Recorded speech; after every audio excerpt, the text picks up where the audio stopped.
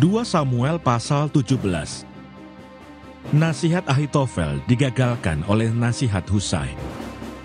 Berkatalah Ahitofel kepada Absalom, "Izinkanlah aku memilih 12.000 orang, maka aku akan bersiap dan mengejar Daud pada malam ini juga. Aku akan mendatangi dia selagi ia lesu dan lemah semangatnya, dan mengejutkan dia. Seluruh rakyat yang ada bersama-sama dengan dia akan melarikan diri, maka aku dapat menewaskan raja sendiri.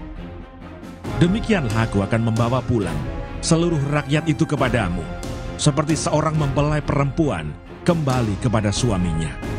Jadi engkau mencari nyawa satu orang saja, sedang seluruh rakyat tetap selamat." Perkataan ini disetujui oleh Absalom dan oleh semua tua-tua Israel. Tetapi berkatalah Absalom, "Panggillah juga Husai orang Arki itu, supaya kita mendengar apa yang hendak dikatakannya." Ketika Husai datang kepada Absalom, berkatalah Absalom kepadanya demikian, "Beginilah perkataan yang dikatakan Ahitofel. Apakah kita turut nasihatnya? Jika tidak, katakanlah." Lalu berkatalah Husai kepada Absalom, "Nasihat yang diberikan Ahitofel kali ini tidak baik," kata Husai pula. "Engkau tahu bahwa ayahmu dan orang-orangnya adalah pahlawan, dan bahwa mereka sakit hati, seperti beruang yang kehilangan anak di padang. Lagi pula ayahmu adalah seorang prajurit sejati. Ia tidak akan membiarkan rakyat tidur. Tentulah ia sekarang bersembunyi dalam salah satu lubang atau di salah satu tempat. Apabila pada penyerangan pertama beberapa orang tewas, dan ada orang mendengar hal itu, maka orang akan berkata, 'Rakyat yang telah mengikut Absalom sudah menderita kekalahan.' Maka seorang gagah perkasa sekalipun, yang hatinya seperti hati singa, akan tawar hati sama sekali. Sebab seluruh Israel tahu bahwa ayahmu itu seorang pahlawan, dan orang-orang yang bersama-sama dia adalah orang gagah perkasa. Sebab itu kunasihatkan, suruhlah seluruh Israel dari Dan sampai Beersheba berkumpul kepadamu, seperti pasir di tepi laut banyaknya, dan engkau sendiri juga harus turut bertempur. Apabila kita mendatangi dia di salah satu tempat di mana ia terdapat, maka kita akan menyergapnya seperti embun jatuh ke bumi, sehingga tidak ada yang lolos, baik dia maupun orang-orang yang menyertainya. Dan jika ia mengundurkan diri ke suatu kota, maka seluruh Israel akan mengikat kota itu dengan tali, dan kita akan menyeretnya sampai ke sungai, hingga batu kecil pun tidak terdapat lagi di sana." Lalu berkatalah Absalom dan setiap orang Israel, "Nasihat Husai orang Arki itu lebih baik daripada nasihat Ahitofel. Sebab Tuhan telah memutuskan bahwa nasihat Ahitofel yang baik itu digagalkan, dengan maksud supaya Tuhan mendatangkan celaka kepada Absalom." Daud ke Mahanaim. Sesudah itu berkatalah Husai kepada Sadok dan kepada Abiatar, imam-imam itu, "Ini dan itu dinasihatkan Ahitofel kepada Absalom dan kepada para tua-tua Israel, tetapi ini dan itu kunasihatkan. Oleh sebab itu, suruhlah dengan segera memberitahukan kepada Daud demikian, 'Pada malam ini, janganlah bermalam di tempat-tempat penyeberangan ke padang gurun. Tetapi menyeberanglah dengan segera, supaya jangan raja dan seluruh rakyat yang bersama-sama dengan dia itu ditelan habis.' Yonatan dan Ahimaas menunggu di En-Rogel, dan setiap kali ada seorang budak perempuan yang datang membawa kabar kepada mereka, dan mereka pun langsung memberitahu Raja Daud, sebab mereka tidak boleh dilihat memasuki kota. Tetapi seorang anak melihat mereka, lalu memberitahu Absalom. Jadi pergilah keduanya dengan segera, dan sampailah mereka ke rumah seseorang di Bahurim yang mempunyai sumur di halamannya. Maka turunlah mereka ke dalamnya. Kemudian perempuan itu mengambil kain tudungan, membentangkannya di atas mulut sumur itu, dan menaburkan butir-butir gandum di atasnya, sehingga tidak kelihatan apa-apa. Sampailah orang-orang Absalom kepada perempuan itu di rumahnya, lalu bertanya, "Di manakah Ahimaas dan Yonatan?" Jawab perempuan itu kepada mereka, "Mereka telah menyeberangi sungai itu." Kemudian mereka mencari, tetapi tidak mendapatnya. Lalu pulanglah mereka ke Yerusalem. Setelah orang-orang itu pergi, keluarlah keduanya dari sumur, lalu pergi memberitahu Raja Daud. kata mereka kepada Daud, "Bersiaplah, dan seberangilah dengan segera sungai ini, sebab ini dan itu dinasihatkan Ahitofel terhadap kamu." Lalu bersiaplah Daud dan seluruh rakyat yang bersama-sama dengan dia, dan mereka menyeberangi sungai Yordan. Pada waktu fajar tidak ada seorang pun yang ketinggalan, yang tidak menyeberangi sungai Yordan. Ketika dilihat Ahitofel bahwa nasihatnya tidak dipedulikan, dipasangnyalah pelana keledainya, lalu berangkatlah ia ke rumahnya, ke kotanya. Ia mengatur urusan rumah tangganya, kemudian menggantung diri. Demikianlah ia mati, lalu ia dikuburkan dalam kuburan ayahnya. Maka sampailah Daud ke Mahanaim ketika Absalom menyeberangi sungai Yordan dengan seluruh orang Israel yang menyertainya. Absalom telah mengangkat Amasa menggantikan Yoab untuk mengepalai tentara. Amasa adalah anak seorang yang bernama Yitra, seorang Ismail yang telah memperistri Abikail binti Nahas, saudara perempuan Seruya, ibu Yoab. Lalu orang Israel dan Absalom berkemah di tanah Gilead. Ketika Daud tiba di Mahanaim, maka Sobi bin Nahas dari Rabah, kota Bani Amon, dan Makir bin Amiel dari Lodebar, dan Barsilai orang Gilead dari Rogelim, membawa tempat tidur, pasu, periuk belanga, juga gandum, jelai, tepung, bertih gandum, kacang babi, kacang merah besar, kacang merah kecil, madu, dadi, kambing domba, dan keju lembu bagi Daud dan bagi rakyat yang bersama-sama dengan dia untuk dimakan. Sebab kata mereka, rakyat ini tentu telah menjadi lapar, lelah dan haus di padang gurun.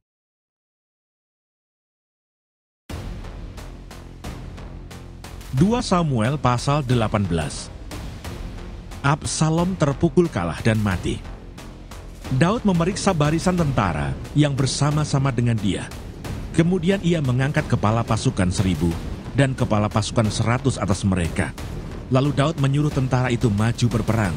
Sepertiga di bawah perintah Yoab, sepertiga lagi di bawah perintah Abisai, anak Seruya, adik Yoab, dan sepertiga lainnya di bawah perintah Itai, orang Gad itu. Lalu berkatalah raja kepada rakyat, "Aku juga akan maju berperang bersama-sama dengan kamu." Tetapi tentara itu berkata, "Janganlah tuanku maju berperang, sebab apabila kami terpaksa melarikan diri, maka mereka tidak akan menghiraukan kami. Bahkan sekalipun mati separuh daripada kami, mereka tidak akan menghiraukan kami. Tetapi tuanku sama harganya dengan 10.000 orang daripada kami. Sebab itu, adalah lebih baik bahwa tuanku bersedia menolong kami dari kota." Kemudian berkatalah raja kepada mereka, "Apa yang kamu pandang baik akan kuperbuat." Lalu berdirilah raja di sisi pintu gerbang, dan seluruh tentara itu berjalan keluar, beratus-ratus dan beribu-ribu. Dan raja memerintahkan kepada Yoab, Abisai dan Itai demikian, "Perlakukanlah Absalom orang muda itu dengan lunak karena aku." Dan seluruh tentara mendengar ketika raja memberi perintah itu kepada semua kepala pasukan mengenai Absalom.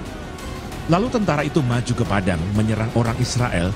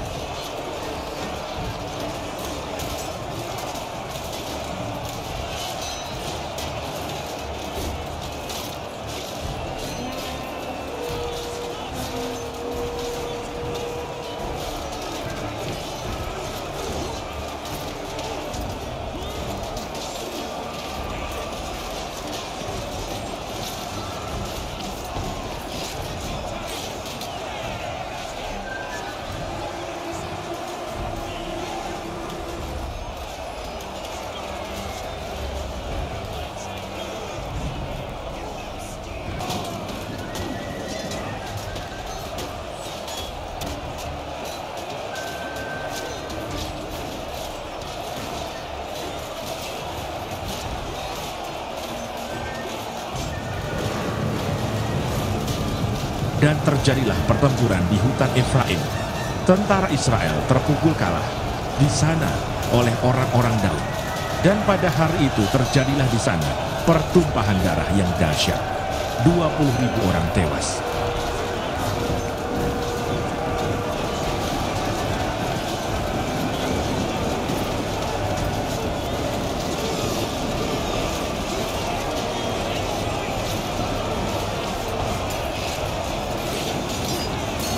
Kemudian pertempuran meluas dari sana, meliputi seluruh daerah itu.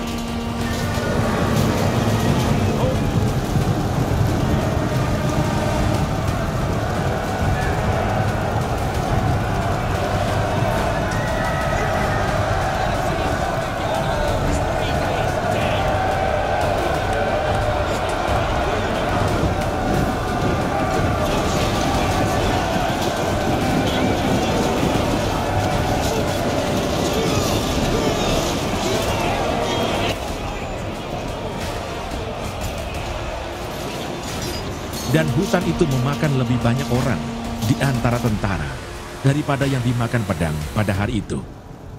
Kebetulan Absalom bertemu dengan orang-orang Daud. Adapun Absalom menunggangi Bagal.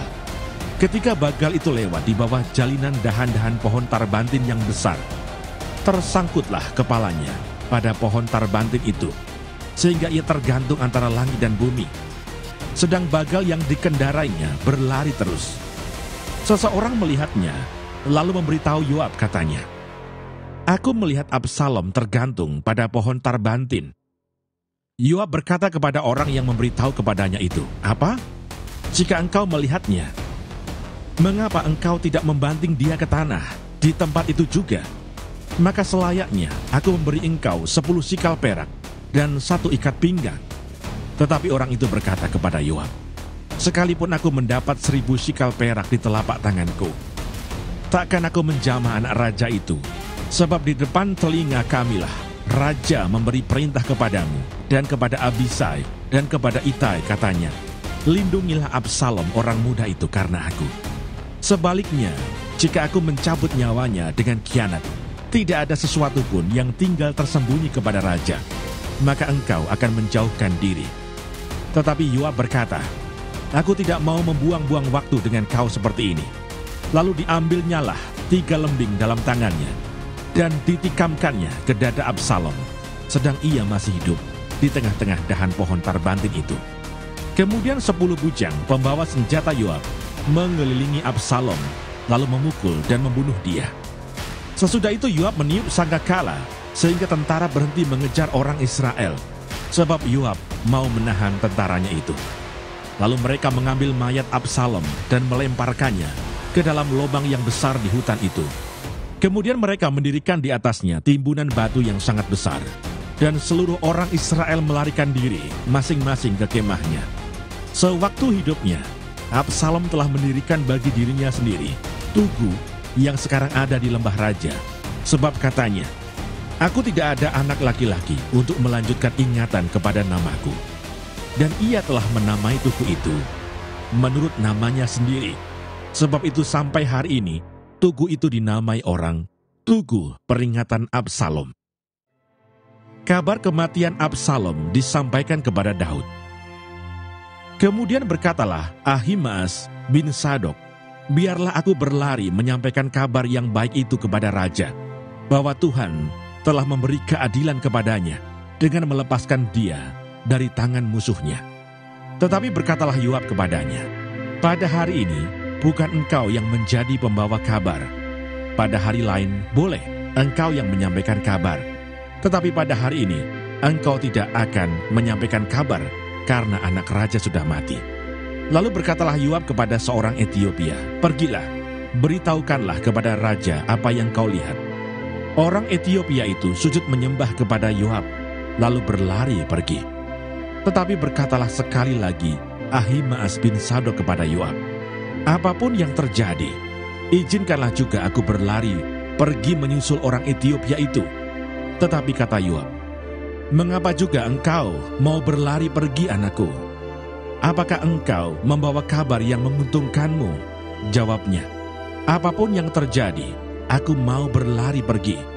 Lalu berkatalah Yoab kepadanya, kalau demikian larilah.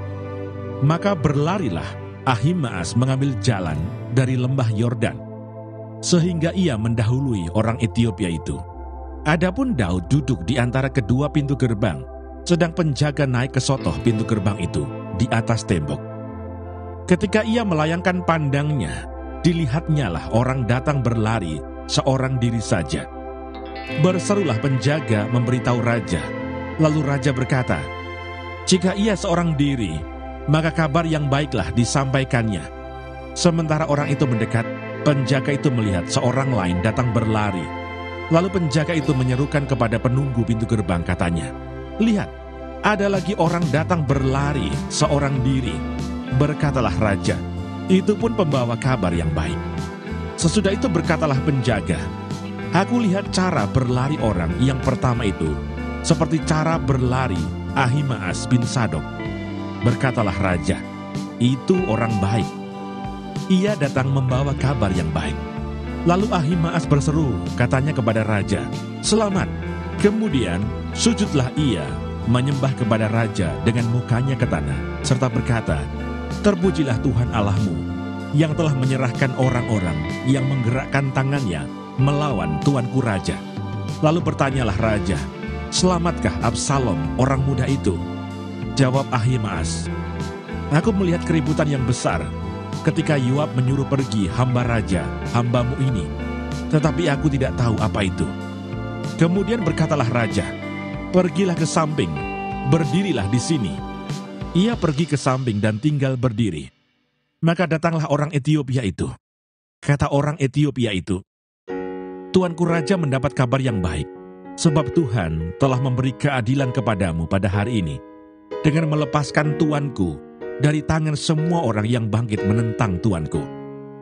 Tetapi bertanyalah raja kepada orang Etiopia itu, selamatkah Absalom orang muda itu?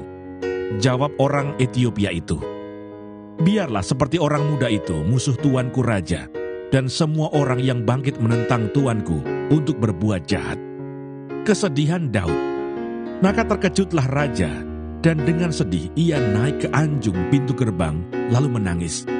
Dan beginilah perkataannya sambil berjalan, anakku Absalom, anakku, anakku Absalom. Ah, kalau aku mati menggantikan engkau, Absalom, anakku, anakku.